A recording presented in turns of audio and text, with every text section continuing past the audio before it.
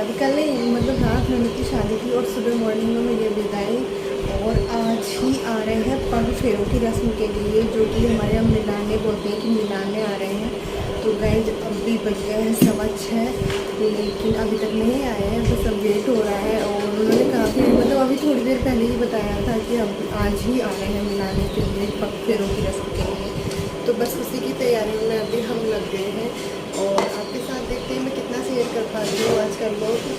और गाइस लोग थोड़ा लेट तो आएंगे, लेकिन कोशिश पूरा करूँगी कि आपके साथ शेयर करूँ, भले ही थोड़ा थोड़ा करूँ, लेकिन शेयर करने की कोशिश पूरी करूँगी। बस ये है, लेट हो सकते हैं क्योंकि थोड़ी जिम्मेदारी भी हो जाती है और ऐसा मतलब शादी का टाइम था तो थक भी गए हैं पहले वैसे तैयारियों में, और अभी शादी और अब बस ये मिलना और इधर पहले पग फेरों की रस्म, फिर लेट के आना, फिर मतलब रोने, कई चीज़ें होती हैं हमारे यहाँ, रोने बोलते दोबारा जाने को, कई चीज़ें हो जाती हैं। तो गाइस बस अब मिलते हैं आपसे थोड़ी देर बाद गेस्ट आने के बाद।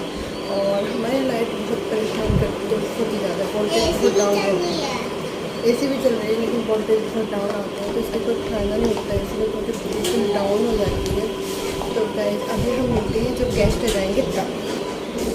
तो गाइस यहाँ पर ननद नंदोई और उनकी फैमिली वाले पग फेरों की रस्म के लिए आ गए हैं और अभी हो रहा था 6:30 का टाइम, शाम के 6:30 बज रहे थे, क्योंकि आज ही सुबह विदाई हुई थी, यानी कि शादी में जो विदाई होती है, तो इसलिए काफ़ी लेट हो गए थे आने के लिए। और अभी सब बैठ गए थे और नाश्ते की तैयारी मैंने पहले से ही कर रखी थी, बस देना बाकी था। तो यहाँ पर बस मैं थोड़ा सा ही शूट कर पाई, ज़्यादा नहीं कर पाई, क्योंकि नाश्ता भी देना था, फिर खाने की भी तैयारी करनी थी और रात भी हो गई थी। तो गाइज बस अब नाश्ते के बाद अभी खाने की तैयारी भी हो गई और खाना लगा दिया था।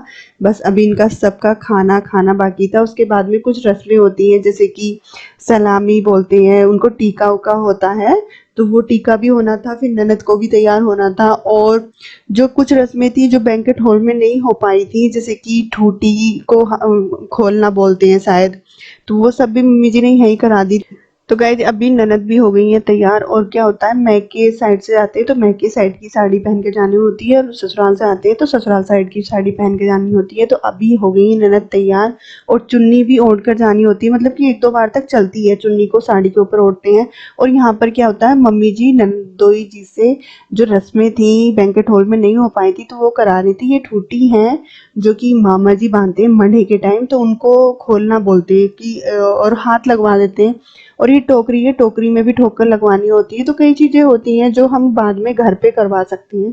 तो ये आप करा ली थी पग फेरों की रस्में। तो बस यहाँ विदाई की तैयारी हो गई है और बस यहाँ आपका सबका चल रहा था हंसी मजाक।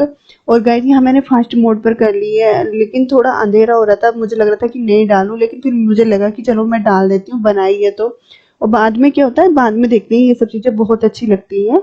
तो बस इसीलिए मैंने सोचा चलो मैं बनाई है तो ऐड कर देती हूँ। और यहाँ पर ननद का पर्स रह गया था मेरे हाथ में कह रही थी कि मेरा पर्स रख ले।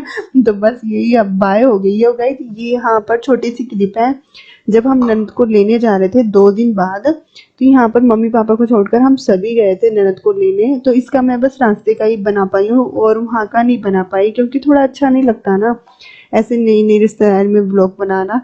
तो यहाँ पर बच्चा पार्टी पीछे है और दोनों का है ना कि एक रहना भी एक जगह और लड़ना भी, बस है मौसी के घर। हेलो कहाँ है? हेलो बेलो। Hello hello hello. फ्रेंड्स ये कुछ फोटो है रिंग सेरेमनी के, जब रिंग पहनाई गई थी। तो रिंग पहनाने का ज्यादा बड़ा प्रोग्राम नहीं हुआ था, बस ये था जब लड़के वाले देखने आए थे तभी एक दूसरे को रिंग पहना दी गई थी।